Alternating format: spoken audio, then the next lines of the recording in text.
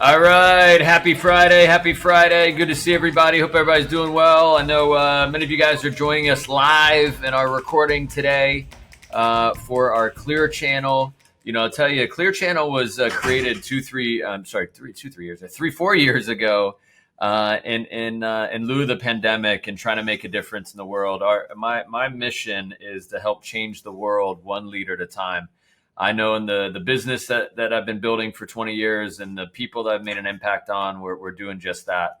And so please, please, please, if you haven't done it quite yet, if you're new and you're watching this for the very first time, you're on the live recording, please take out your cell phone, go to YouTube. If anyone's in the office back there, watching this, look around, tap people on the shoulder, go to YouTube, type in KLEAR channel, and please subscribe. If you can share it with people, I would greatly appreciate that. You know, I've had a ton of feedback over the years about how much of a difference this channel has made in people's lives, and it helped them improve their lives. So I'm incredibly grateful for that. So today I want to talk about a book. It's a book here that I've been reading for the third time called Raise Your Game. Alan Stein Jr. Wrote this book. It's around high performance secrets from the best of the best. On the cover, it says, Alan played a huge role in my development on and off the court, and his guidance has helped me get to where I am today. This book is a must read. You may have heard of this guy, Kevin Durant. Pretty good basketball player, to say the least.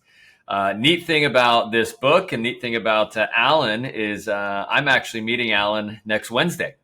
I got a trip down to the Dominican Republic with some of our partners. And there's been a meet and greet that's set up. We're going to have lunch. We're going to have a Q&A. We're going to have a few hours of time with Alan to learn from his life, world of experience, what he did and how he put this book together, plus all the other things he's accomplished in his life. So what I want to do, though, today is cover a few things that in my reading that made an impact. And again, I think it's interesting if you're committed to your own success, you're committed to your own personal development. Oftentimes you'll pick up a book more than once because depending on your life and depending on your experiences, you know, things may land with you differently maybe in your 20s and in your 30s or maybe in your 40s or whatever, as your perspective and your intuition changes. So I want to share a couple things that hit me and I think could help you guys. So the part of this, this part of the book is talking about being a servant leader. And a servant leader is someone who just comes through for their people. And the story is around a University of Kentucky's basketball coach. You guys may know Coach Calipari. But, you know, I'll read it a little bit to you. It says, I'm friends with Kentucky assistant coach Joel Justice, Calipari's longtime right-hand man. When I interviewed him for my podcast, he told me, coaching elite talent all starts with relationship. It's 100% that they know we are about them. In any coaching scenario, if that young man or woman knows that you are for them, then you get a chance. That's what Coach Calipari stresses to us. These guys have to know we're about them, not about us, and we can't ask them to do anything. Part of this is recognizing that everyone talks, and some people listen. But very few connect. Be a connector. And so it goes on to say about all these athletes that they recruited into Kentucky and how all of them are 5-star athletes and, they could go to any college they want to go to. And of course, they're probably considering Duke and North Carolina and I don't know, Villanova or any of the other big basketball schools, depending on the year.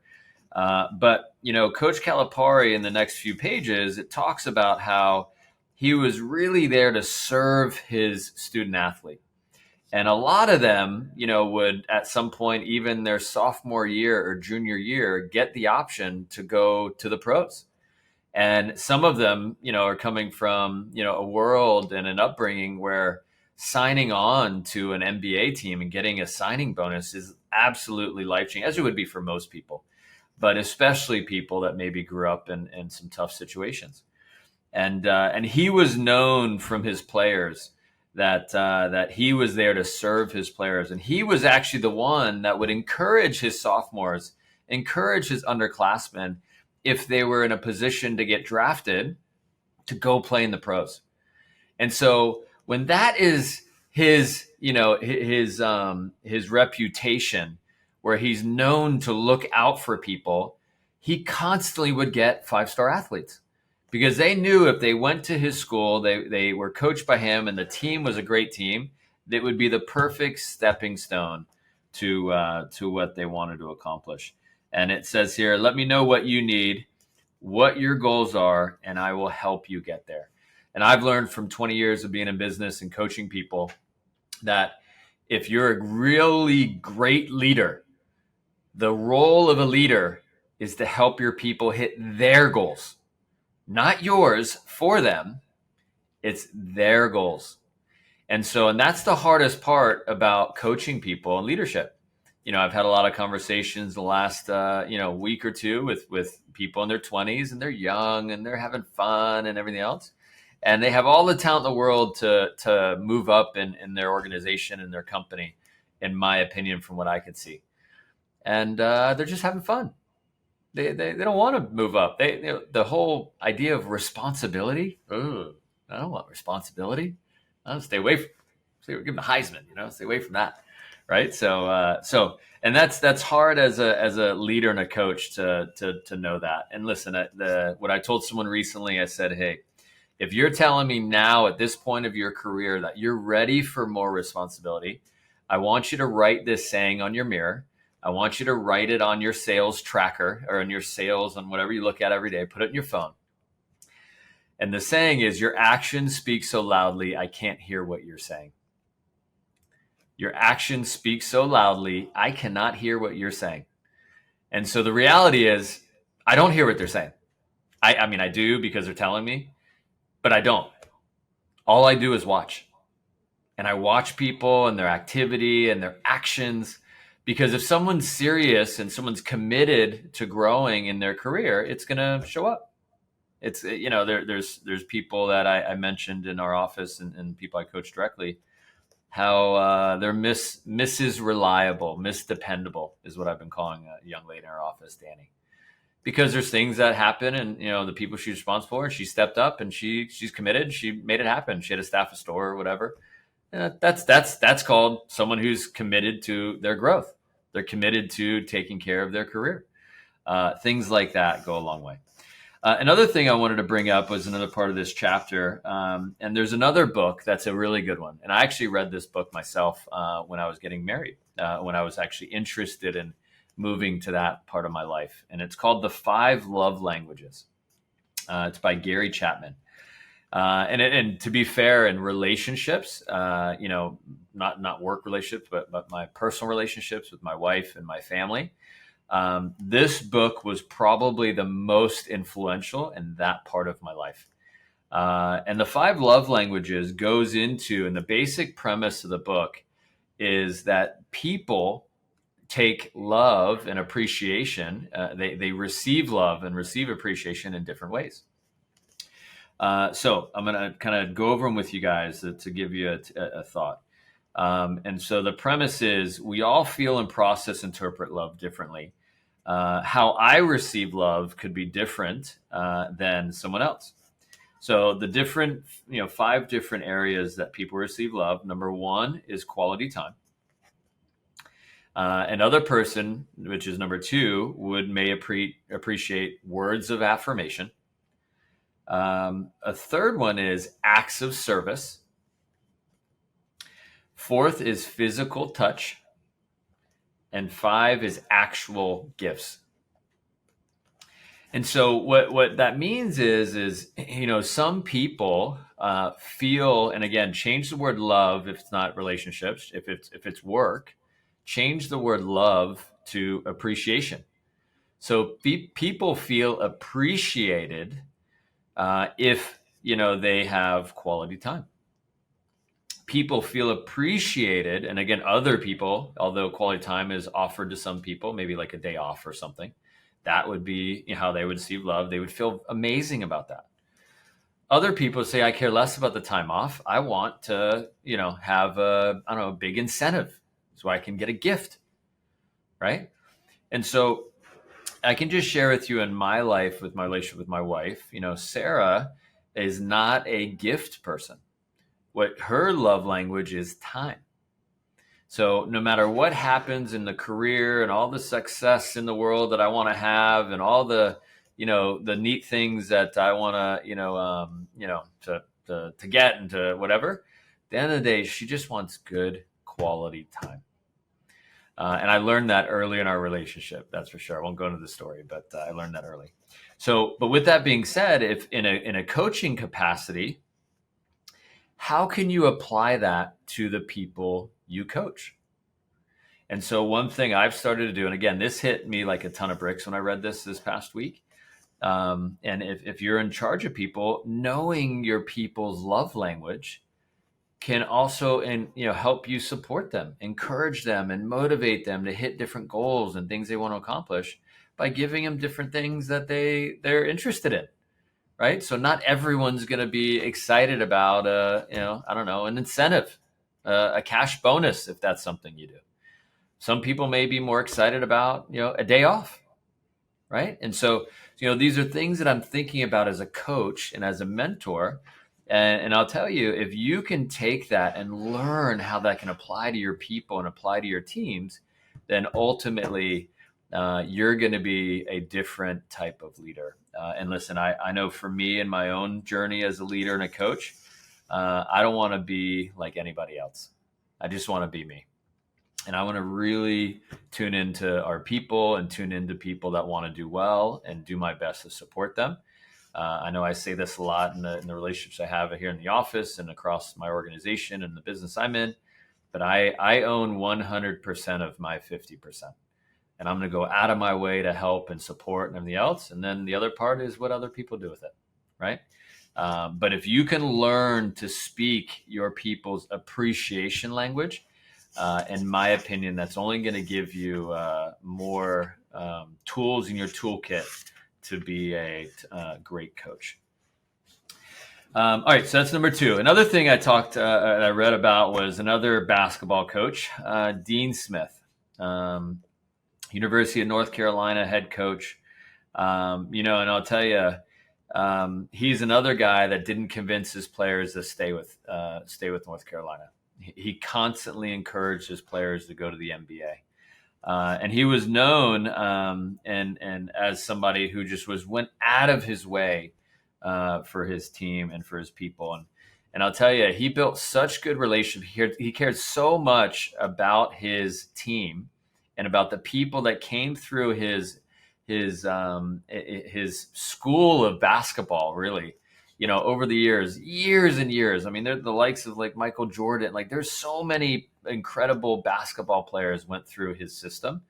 He loved his players so much. And unfortunately, he passed a few years back in 2012. But in his will, he made millions. In his will, every single person who lettered as a player on his team, was sent a $200 check. A $200 check. And that's over 180 players over the 36 seasons that he coached basketball. And what he put in the person who did this for him to serve his will, put in there, take someone out that you love to dinner on coach. And it was interesting. So even after he was gone, he was thinking about, that next stage, that next move. He was thinking about his people who he served. I read that and I was like blown away that someone has that type of insight and that type of love for people he coach. But I get it. When you love something, you're passionate about something, it's not just a job. I know I've gotten there in my career. It's not just about work. It's about making a difference and about, the ripple effect of being positive and helping people accomplish what they want to accomplish. So pretty neat story. I had no idea that Dean Smith did that. And that was pretty awesome. All right. And the last thing I'm going to leave you guys with is the best types of teams, and this is in the chapter of empowerment. And, they talk about, again, I'm here in Michigan, and they talked a little bit about a guy named Tom Izzo, the old Michigan State basketball coach. And one of the quotes that Tom Izzo told Alan as he was, researching and putting this book together, he said, a player-led team will always outperform a coach-led team. So I want to say that again so people in the back can hear it. A player-led team will always outperform a coach-led team. And so I want to kind of break that down a little bit. What does that mean? And I think about the teams that I played on, growing up in my soccer part of my life. And, when I think of, the college team I played on, I'm actually going to see some of them this weekend, which I'm pumped. But then there's the high school teams, and then there's the club teams. And I just think about the teams that were ranked in the country, top 5 in the country. I know one team was ranked number 1 for a few weeks. High school teams that maybe won state championships, or club teams that made a difference and won big tournaments and had players that went on to play at the highest levels of their sports.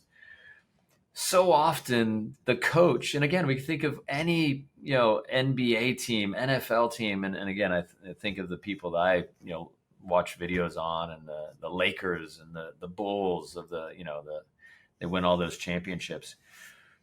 Phil Jackson, he was the coach, but the team was led by people like Michael Jordan. The teams were led by, Kobe Bryant. Nowadays, LeBron James. There's players that are really the people that are empowered to lead internally. And, and it's interesting that the teams that do this are the ones that have players that take ownership as a player, right? And in business, these are people that take ownership of the business before they maybe become a partner in the business. And I think about my own career path, when I worked in a sales office in New Jersey with one of my best friends, and stood my wedding, my buddy Michael. And I remember thinking to myself, man, if I start thinking like an owner of a business, I start thinking like the person that runs the day-to-day, then someday I'll be like him. And so when I walked in the office, I actually, and very different from my college house or my college situation, I would actually pick up paper on the floor and I would throw it away. I cared about how the office looked, because the how it looks is how a new person will come in and perceive the professionalism of the company. I like wearing ties. I want to dress because I grew up in the business. Michael impacted him, banged me silly in my head, and he's like, "Hey, listen, if you want to be successful in business, you got to look the part, right?" And so, that when you take that type of ownership internally in a team, the success of the people around you will change, because it lands differently, right? If somebody is not pulling their weight on the team, I can tell you, just in college, when a freshman was late for practice, the coach didn't say anything to the freshman. We did. The seniors, the core guys on the team. And then when coach came in and said, "Hey guys, you guys know the rules. If we have anybody late again, you guys know what happens." And that's just literally running for 2 hours. No fun for anybody. But we pulled him aside and said, "Listen, we're gonna, we're not gonna run. You have any issues being late, you're gonna deal with us, not deal with coach." Right. And so that accountability, that level of performance internally, because again, we wanted to be the best college soccer team in the nation, right? And we wanted to have a group of people. And it's interesting, on my freshman year, we had 8 guys that came in after the team the year before was top 20 in the country. We had 8 freshmen that came in that were kind of the group of guys that over the years that became kind of the core group of the team. But But I'll tell you, I think what happens is a lot of coaches, and Izzo is quoted in the book in saying a lot of teams prepare for their opponents. A lot of teams prepare for who they're going up against. And that's obviously a good strategy. What Tom Izzo's strategy is he prepares his people for themselves. And he prepares his people to go against and to play towards their full potential. And I heard this recently on an interview with Notre Dame's football coach after they played Ohio State and they lost. He wasn't talking about playing Ohio State. He was talking about how, some of you guys think that we just played, another school. And we did, based on the scoreboard or whatever. I'm not concerned with the end of the score because Ohio State ended up winning the last second of the game. And, they dropped in the rankings. And Notre Dame's coach was like, listen, I'm not playing against Ohio State. I'm teaching my players to play against their full potential. And if they can compete with themselves to their full potential, what the result's going to be, what you guys are going to see on television, what the people in the stands are going to see is the best team in the country perform and win games. And I think that's this. And again, I don't know, in my life right now, I'm starting to read, I'm starting to learn, but that's the mentality, I think, if you want to run a high-powered team where you empower people internally to take ownership, you give people a chance to do things. You coach, you support, you help them. And it's really self-scouting, right? It's not scouting the other opponent. It's not scouting, in a business of sales awareness. It's not scouting customers. Yes, there's a piece of it, but really, let's get us really strong. So as we interact with the other side, the opponent per se, we're so strong that things just kind of take over. And ultimately, the next part of this chapter goes into getting out of your own way. Right. And if you're ever thinking about raising your game and you're ever thinking about growing in any industry, the thought process of thinking like managers, thinking like a consultant, thinking like an owner, those things are normally the things people have to change. And listen, when in empowerment and in teaching people to take ownership, you actually got to delegate and give people chances to do things. Right. When you give people, if you have a small group of people, a team you're responsible for, if you give someone, let's say you have a little crew meeting or you have a little team meeting, if you're always the one talking in your own meetings, we're missing the boat a little bit. You should empower a top performer, empower someone that's a rising star and give them pieces and let them work on those skills. I remember the first time I spoke in front of like 25 people and it was like 30 seconds. I was so nervous. But I had to get the reps in. I had to start practicing those things. And then over time, obviously, it builds into speaking in front of a lot of people. But when you do that, your people will trust you. When you do that, and you empower someone, they're going to learn what it takes. They're going to learn how to deal with those emotions. And also long term in business, as you delegate and you empower people, it actually frees you up to do other things. It frees you up to look at the business or look at things at a different level and to grow things in a different area. So anyways, I wanted to share it with you guys. I tell you, what an incredible book. I'm pumped to come back in 2 weeks to tell you guys all the things I learned from Alan. In this book, it's kind of broken up into chapters. The part one is about the player. It's about you, and kind of what you, how you look at things. It goes into confidence and coachability and discipline and passion. And then it goes into, vision and other things. And then it goes into the team and the culture side of things, and how that plays, a major role. And then it goes into, the coach and how the coach plays a role.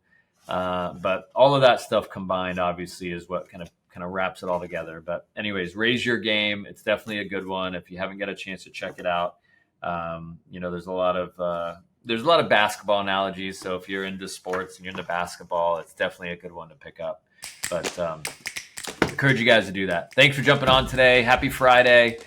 Raise your game and pursue your goals. Find us on obviously YouTube and all the other social media sites. But you guys have a great day. Thanks for jumping on live. See you guys.